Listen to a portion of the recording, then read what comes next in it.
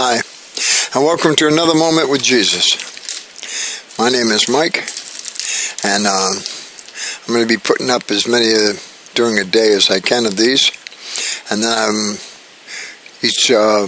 every couple of weeks I'll be making an hour-long one to put up on a PBS station here in Massachusetts.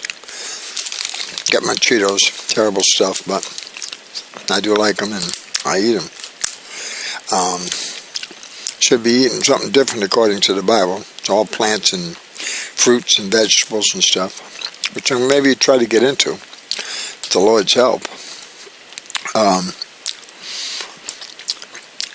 Kind of some interesting things that, as we walk with Jesus, and he's up here.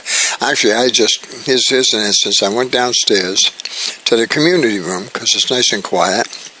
And I didn't want to disturb my wife Judy, who's watching the show. She's actually got it plugged into her ears, so she can't really hear. So it's really not disturbing her, but I went downstairs to the community room to do this. And there was one of the residents here. He's the only one that actually uses the VCR and the TV downstairs. And he was down there watching TV, so I said, okay, I'll go back upstairs and do it. I see that's where the Lord wanted me to be, up here, instead of down there. Now, most people would say, that's just not it. That's not right.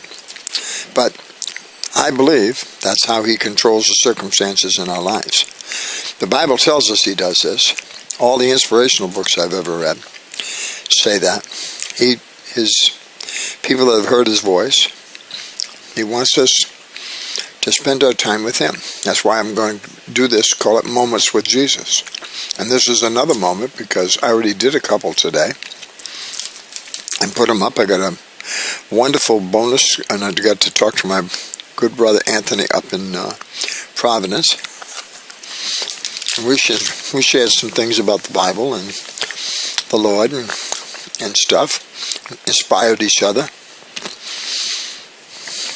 The Lord gave me him as someone in this realm that I can really connect with, and likewise for him, he could put us together for this. So it's a good thing. Now, tonight is another situation. I went to work, right? When I was leaving, it started pouring here in Massachusetts. I mean pouring. I got the guitar and my stuff, and I'm heading out the door. Got to the car, pretty soaked. Thank God I got a guitar case. And I head over to the club. And there was, let's say, 1, 2, 3, maybe 4 or 5 tables with people at them. And I set up, dried off, set up and started playing music. Now, I can tell pretty much, I can sense pretty much sometimes, because sometimes the Lord works and I'm thinking nothing's going to happen and all of a sudden something happens. But people, get up from the table and they leave. I don't ask for tips. I put a tip bowl up, but if people tip, they tip. If they don't tip, they don't tip. I'm still going to give them the best performance of music I can give them, and hopefully I play some of their favorite songs. Well, it's a table of 4. Every once in a while, they would look over. Now, there's a TV right above me, so I don't know if they're looking at the TV or me, and that really doesn't matter one way or the other. But anyway, they're getting ready to leave, and the guy gets up. He comes over, and he's walking towards me, and I know he's going to leave a tip. So he came over, and he looks right at me and put a tip in the bowl. Now, I don't look, I just go on playing music. And usually when I go in this was happened to be in there at 5 o'clock, a little before 5 actually tonight. And I'll sing straight through from 5 to usually 8, sometimes 8:30. Once in a while I'll go all the way until 9. Song after song after song. People have said, don't you take a break? I said, no. It's just the way I do it. I've been doing that When I played in bands, of course, the other band members want to take a break, so I take breaks. But when I did a single, most of the time I didn't take breaks. So anyway, so I go on playing. People come, go, And then I got one table with the kids. Now, they've been in before because one of his sons has a tablet, and he plays it. He doesn't use earphones, and sometimes he gets a little loud when some of the shows he watches. And the little girl watches just stuff on her phone. And there's a mom and dad. So, people were leaving, and I figured, well, you know what? It's a slow, very, very slow night, so I think I'll just quit early. And no big thing. So I said, this is my last song. And I was surprised, even though they were doing other things, they must, the little girl and the boy came up, gave me a tip each, and from their mom and dad, of course. And it was surprised me because I didn't think that was there. And there was another person gave me something, and that was it. So I closed down, shut down. Well, come to find out, the first guy that came up, he threw a $20 bill in there. Now, God, obviously he has money, He must have appreciated, the songs I was playing or the way I played. And he enjoyed it, so I guess. And someone may have said that I play for tips, so he tipped me very well. And, but when I looked at him when he walked up, I couldn't put my finger on. But afterwards, because I didn't know what he put in there, when I found out what he put in there, I said, could have been one of God's angels. I don't know. I can't prove that. I can't. It's just that's how God takes care of us. He's still in control of everything.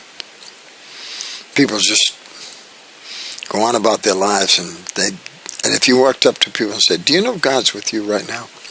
"Oh yeah, I know that. Yeah, oh yeah, I know it."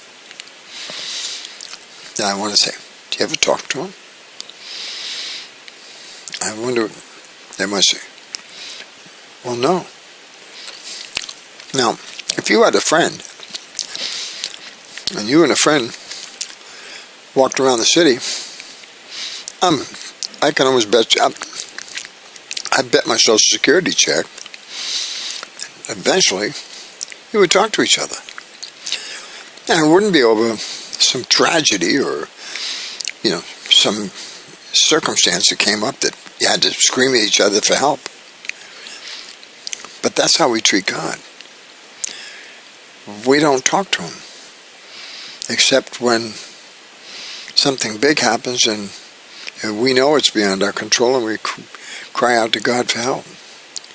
But for the little things, when you go in and get your cafe latte or whatever you get at Dunkin' Donuts, before you order it, or even after you order it, do you say, "Hey, thanks, Lord"? You don't have to say it out loud. You can say it in your heart. When you go over and there's this place is crowded and people stand up and all of a sudden somebody gets up and there's a seat there and you get to sit down, you say, "Hey, thanks, Lord." I would venture to say that 99.9% of the people don't do that. I have seen some people, and this is a rare occasion, publicly, about 8 or 9 people at a table in the restaurant I play in, all held hands and said grace before the meal. We should all do that. But we take it for granted that we're buying the food, we don't have to say grace. Where'd you get the money from? I got it from my job that I work hard at. Oh, well, where'd you get your job from? If you start tracing it all back, it traces back to God. Did you ever say thank you? Think about it. Be honest to yourself. And if you read the Bible, if you read the New Testament, now some people say just read the New Testament, but the verifications for the New Testament are in the Old Testament. So if you read the Old Testament, the prophets in the Old Testament are foretelling what's going to happen, what's going to come in the New Testament. And as you read the New Testament, having read the Old Testament, you'll see that what they said back then was true. Came true. So it just doubly verifies the information.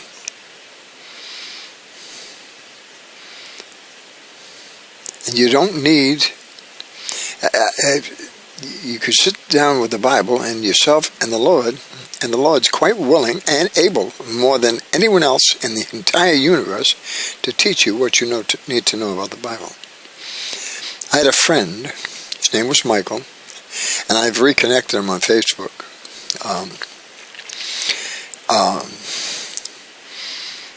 He and I worked at Westerly Walmart. We worked throughout the store, mostly in lawn and garden.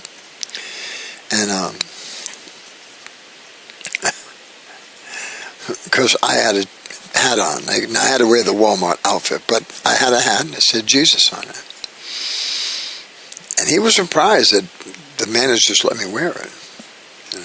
But nobody ever told me to take it off. Okay? Which was good. I mean, if they had told me, it's their job. They give it to me through God, and I will, they call the rules and the shots, and therefore I'll abide by their rules. Jesus would want me to. Right? One day, Michael and I were talking about the Bible. I said, Michael, do you read the Bible? And he looked right at me. He said, I only read the red. I says, good. Because that's the words written in red are words that the people that wrote them said that Jesus said. Now, Jesus never laid a pen and ink to a Bible. Other people wrote down what he said. Jesus never wrote a word of the Bible. He was the Bible. He lived the Bible. He fulfilled every prophecy. And he knew that was his job to do it. So, these are good.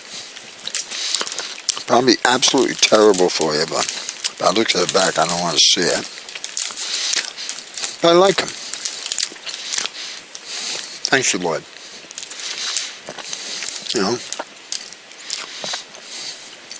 So, anyway.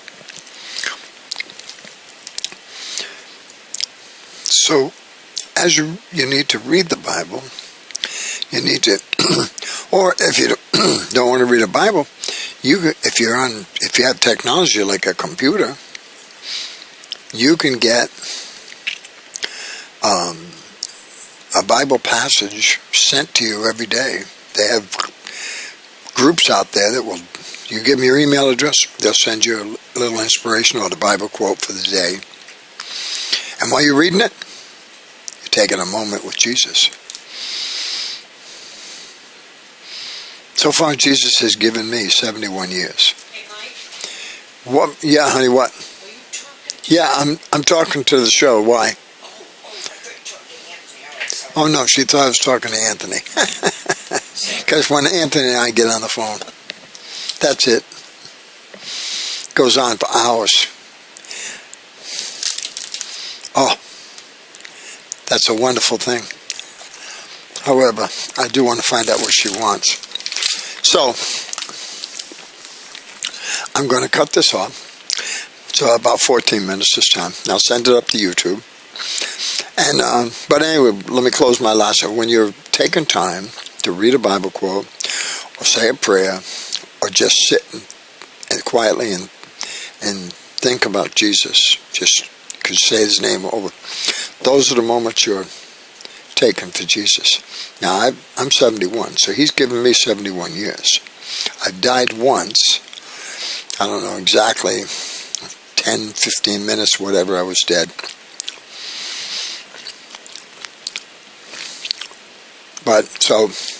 But he gave me, brought me back because the doctor was right there.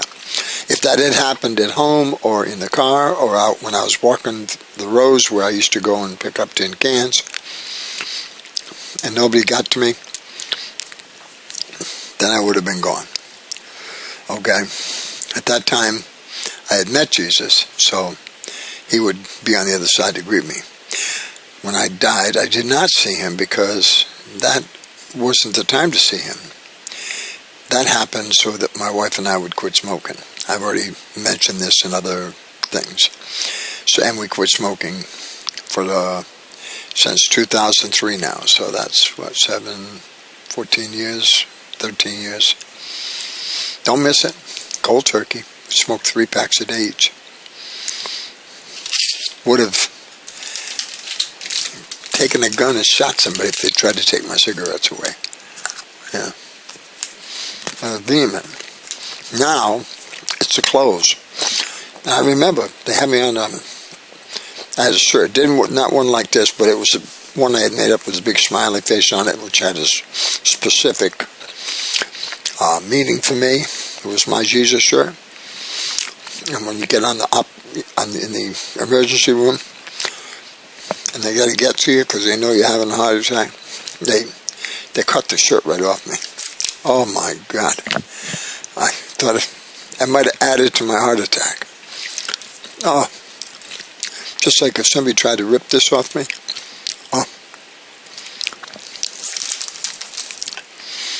I'd be upset, but I'd probably let them rip it off because I got a whole bunch more.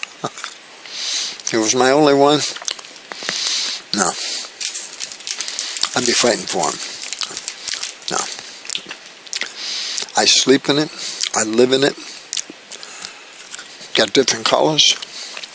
I'm looking for people who want to join me and evangelize his name everywhere they go all day. And then also people that would like to meet each day and just spend some time, maybe at a Dunkin' Donuts or a restaurant or wherever, every day with me. If you can, some people still have working. I'm retired, so if you get a bunch of retired people, give you something to do. Sit there and talk about the Lord, talk about the Bible, talk about things that, would be good to, I think Jesus would enjoy watching us do. One thing I do is I go out and pick up the street trash. Always plenty of it. Oh, you can go down the street once, pick it up, come back, you got more of the people are dropping on the road. Or it's blowing in from somewhere. Yep. Okay. I'm going to shut this off so I can find out what my wife wants. She just said, who are you talking to? It's a moment with Jesus. I'm talking to whoever watches this on the internet. It might be Anthony tomorrow. It might be Sharon across the hall. It might be Claudia. It might be Karen or Lisa or Josh out in Pennsylvania. Oh, and I got to write you, Josh, because there's something I wanted to ask you about.